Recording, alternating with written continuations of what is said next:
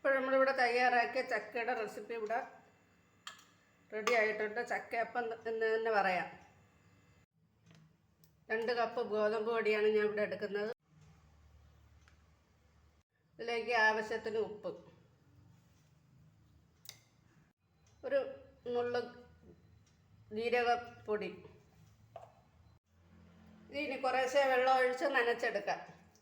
അതായത് ചപ്പാത്തി പരുവത്തിനാണ് നമ്മൾ നനച്ചെടുക്കുന്നത്.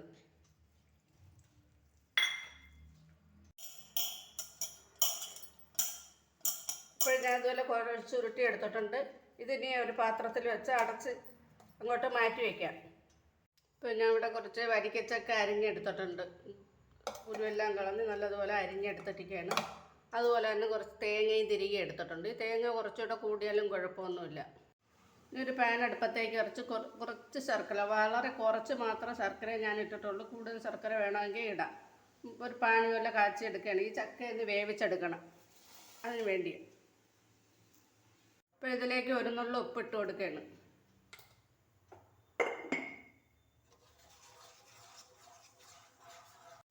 ഇപ്പോൾ ഈ വെള്ളം ഇവിടെ തിളച്ച് വന്നിട്ടുണ്ട് നല്ലതുപോലെ. ഇതിന് കുറുകി പറ്റത്തൊന്നുമില്ല. അതിനു മുമ്പ് നമ്മൾ ഈ ചക്ക എന്നിട്ട് കൊടുക്കുകയാണ്.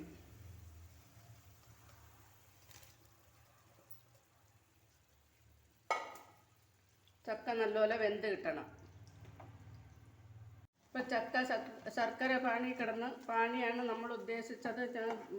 പാനിക്കും വേണ്ടി ശർക്കര ഇട്ടിട്ടില്ല. നല്ല മധുരമുള്ള വരിക്കച്ചക്കയാണ്. അതുകൊണ്ടാണ് ഞാൻ ശർക്കര കുറച്ച് മാത്രം ഇട്ടത്. ഇതൊന്ന് ചക്കയൊന്ന് വേവിച്ചെടുക്കാൻ ശർക്കര വെള്ളത്തിൽ.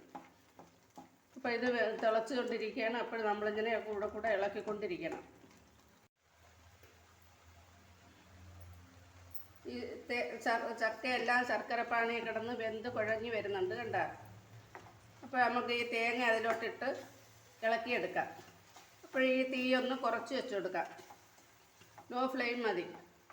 കാര്യം ഇനി ചവിട്ടി പിടിക്കാൻ പാടില്ലല്ലേ.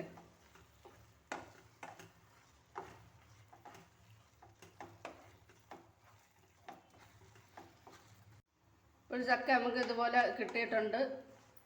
ഇതുപോലെയാണ് നമുക്ക് കിട്ടേണ്ടത്. ഇത്ര മതി. ഇനി ആ തീ ഓഫാക്കി ഇത് ആറാനായിട്ട് വയ്ക്കാം. ഇപ്പോൾ നേരത്തെ നമ്മൾ തയ്യാറാക്കി വെച്ച മാവ് ചെറിയ ഉരുളകളാക്കാം.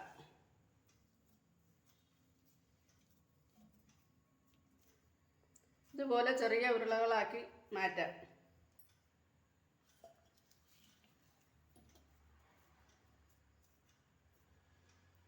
അപ്പോൾ ഞാൻ ഇവിടെ 7 ഉരുളകളാക്കി എടുത്തിട്ടുണ്ട്. ഈ ഉരുളകൾ ഓരോന്നായി ഇതുപോലെ പരത്തിയെടുക്കാം. എന്നിട്ട് ഈ ചക്കയുടെ മിക്സ് എടുത്ത് ഇതിലേക്ക് വയ്ക്കാം.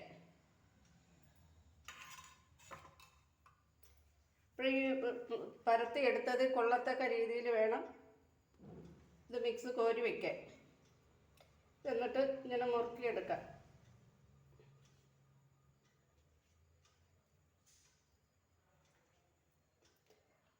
ചക്കയുടെ മിക്സ് കവിഞ്ഞ് വരാൻ പാടില്ല.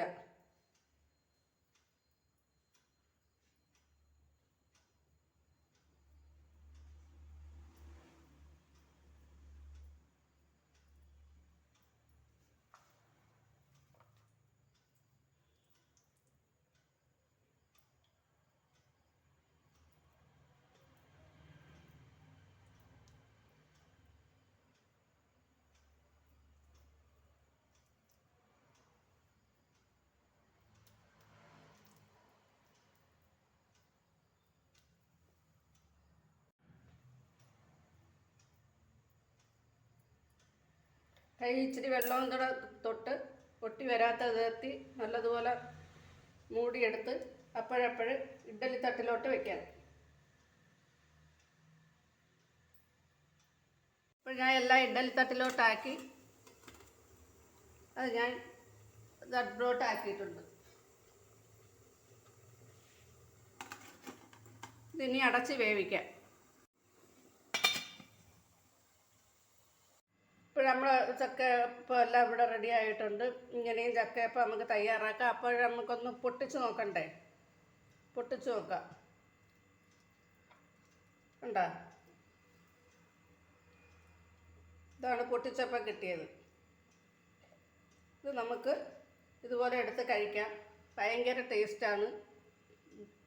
ഗോതമ്പ് പൊടി വെച്ച് നമുക്ക് ഇതുപോലെ തയ്യാറാക്കി എടുക്കാം.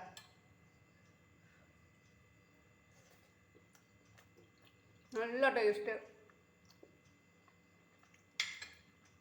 ചക്ക മധുരമുള്ളതാണെങ്കിൽ ശർക്കര കുറച്ച് മാത്രം എടുത്താൽ മതി. എനിക്ക് മധുരം കൂടുതൽ വേണമെന്നവർക്ക് ഇത് ഭയങ്കര മധുരമാണ്, നല്ല മധുരമുള്ള ചക്കയാണ്. അതുകൊണ്ട് ഞാൻ ആ പാന് ചക്ക ഒന്ന് വേവിക്കുന്നതിന് വേണ്ടി ഒരു പാന് തയ്യാറാക്കാൻ വേണ്ടി ഒരു ശകലം ശർക്കര ഇട്ടതേ ഉള്ളൂ.